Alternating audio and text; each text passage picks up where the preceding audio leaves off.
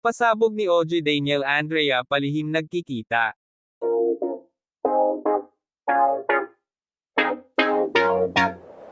Isiniwalat ng talent manager na si OG Diaz ang sinabi ng kanyang source tungkol kina Daniel Padilla at Andrea Brillantes. Nilinaw naman niyang hindi pa ito confirmed.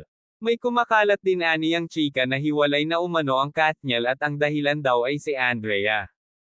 Talagang pinag-uusapan sa social media yun ngang di umano ay hiwalayan ni Catherine at ni Daniel na ang dahilan daw ay si, pabitin na sabi ni OG. Sino tanong sa kanya ni Mama Loy? Syempre hindi naman to confirmed.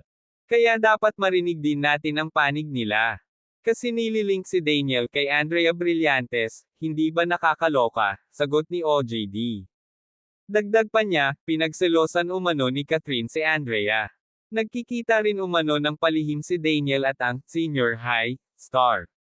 May nagchika pa sa akin na nagkikita ng lihim o pasikretong nagkikita si Daniel at si Andrea. Sabi ko lumang tao si Daniel, at medyo may pagka-conservative yun, kasi talagang grabe niyang mahal si Catherine.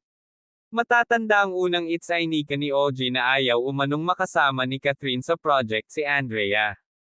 Di ba nga dati sobrang crush ni Andrea si DJ tapos parang somehow nalink yung dalawa, wika ni OG. Bukas ang panig ni na Daniel, Catherine at Andrea sa ikalilinaw ng naturang issue.